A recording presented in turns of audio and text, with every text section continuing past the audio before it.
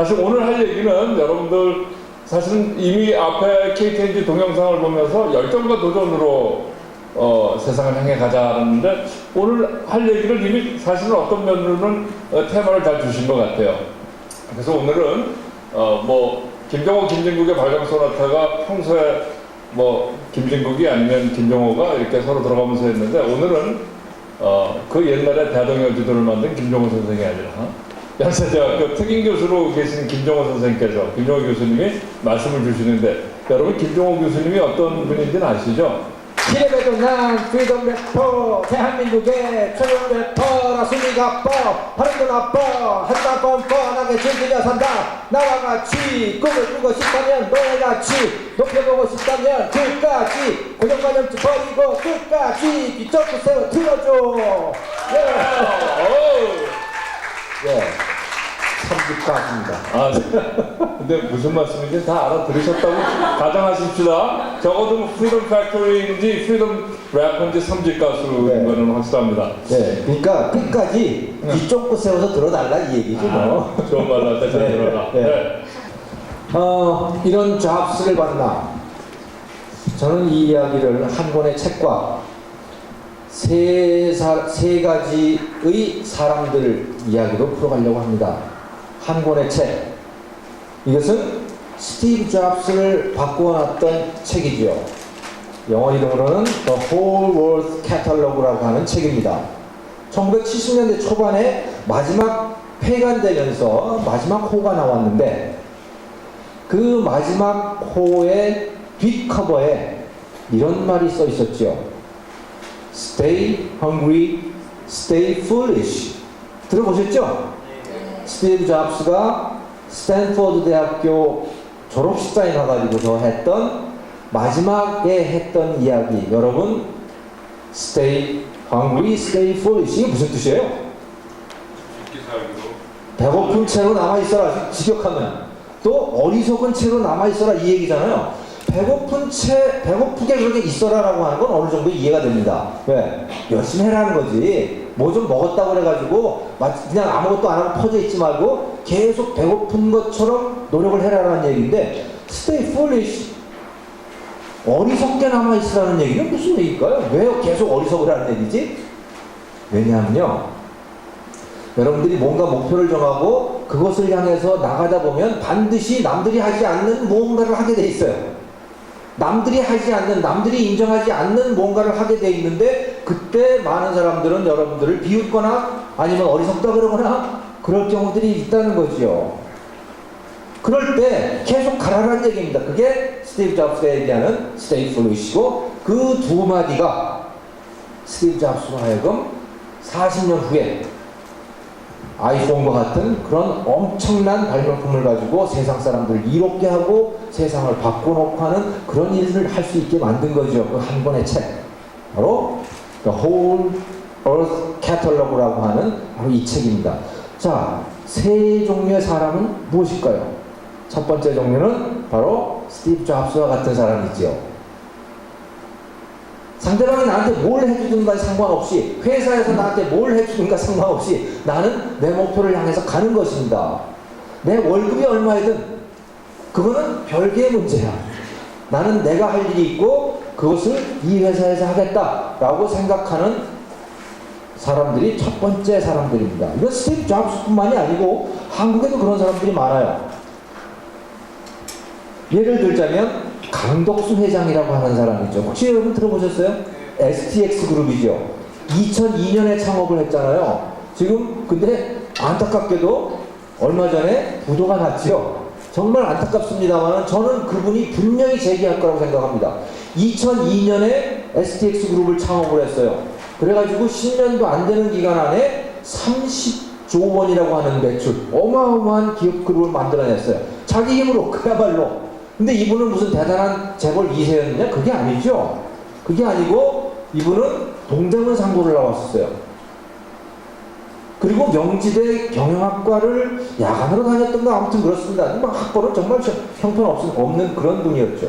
이분이 쌍용양회 시멘트 공장을 들어가잖아요. 거기서 쌍용양회에서 20몇 년간을 일을 하죠.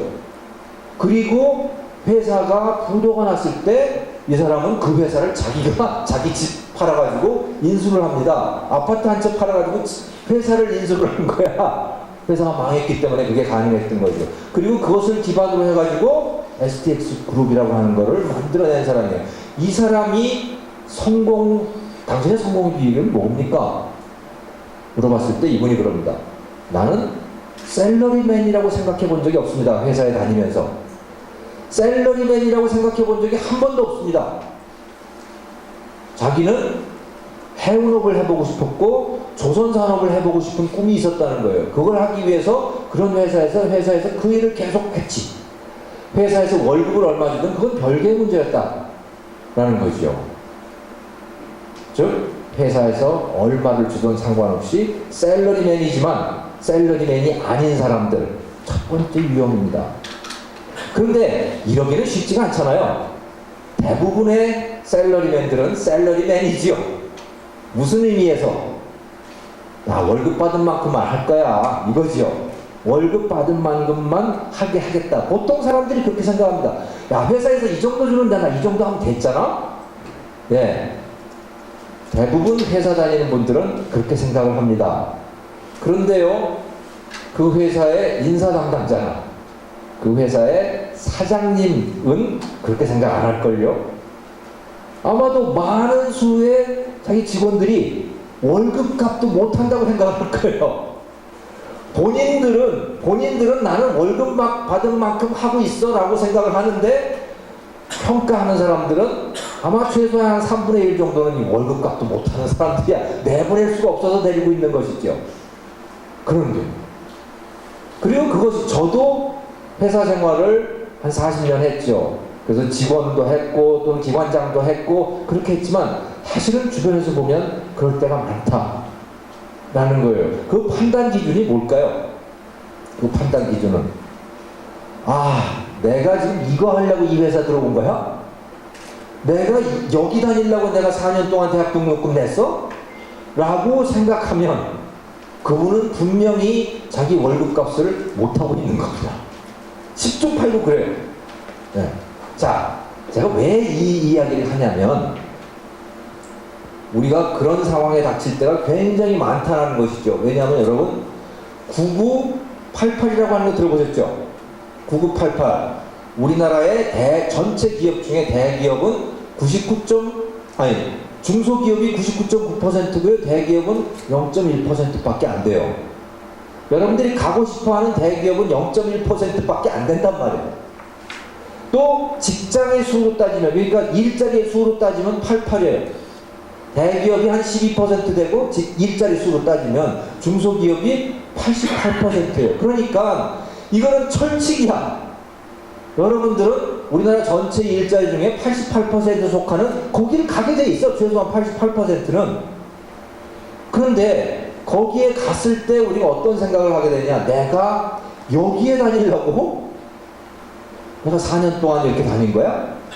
내가 여기 다니려고 스펙을 쌓은 거야? 라는 생각을 하게 되죠. 그리고 때려치우게 됩니다. 또는 그런 마음을 가지고 직장을 다니게 되죠. 그러면 괴롭습니다. 그러면 괴로워요. 여러분 24시간 중에 최소한 한 8시간, 9시간은 그 회사에서 다녀야 되는 건데 그 시간이 괴롭다고 밝은 대낮 시간이 괴로운 시간이 되는 거예요.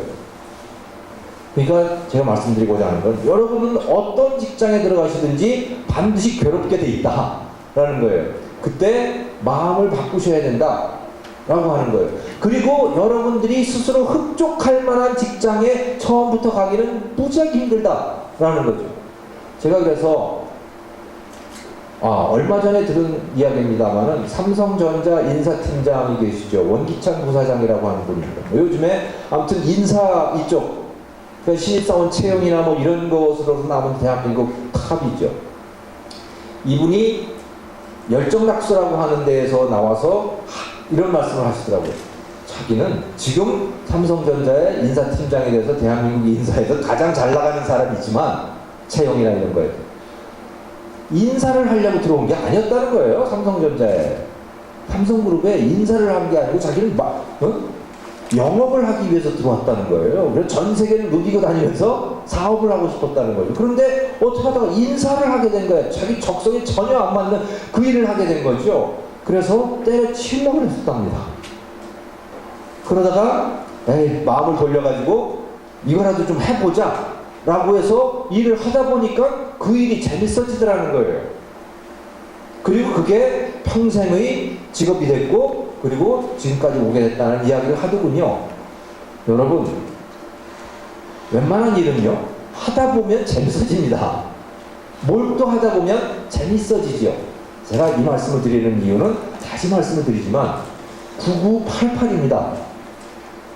그러니까 여러분 처음부터 여러분 마음에 흡족한 그런 직장은 찾기가 정말 어렵다.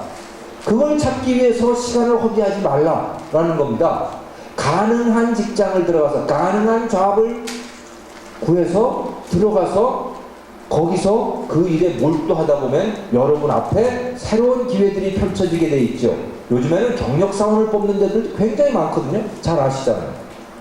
그리고 회사에서 한 3, 4년 정도, 그게 중소기업이라고 하더라도 한 3, 4년 정도 열심히 하다 보면 분명히 여러분들은 실력이 쌓이게 되고 여러분 스스로 발견하지 못했던 여러분들의 잠재력을 발견하게 되고 그것이 꽃을 피우게 되고 그러면 결국 여러분들이 처음에 원했던 그 직장에서 여러분들을 필요로 하게 될 겁니다.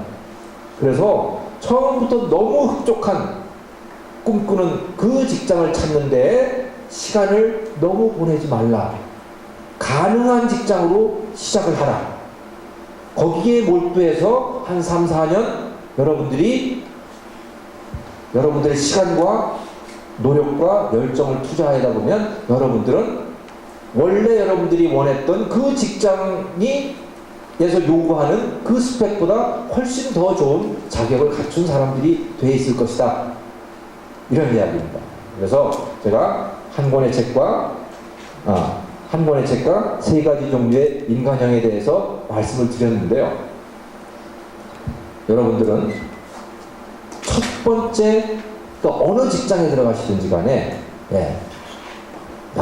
내가 이 월급을 받으려고 들어왔나 또는 이 대우를 받으려고 들어왔나 라고 하는 것보다는 내가 이 일 자체를 즐기겠다 이런 생각을 가지시게 되면 나중에 훨씬 여러분들 마음에 흡족한 그런 잡을 얻으시게 될 거라 이런 말씀입니다. 제 말씀 여기서 마치겠습니다. 고맙습니다.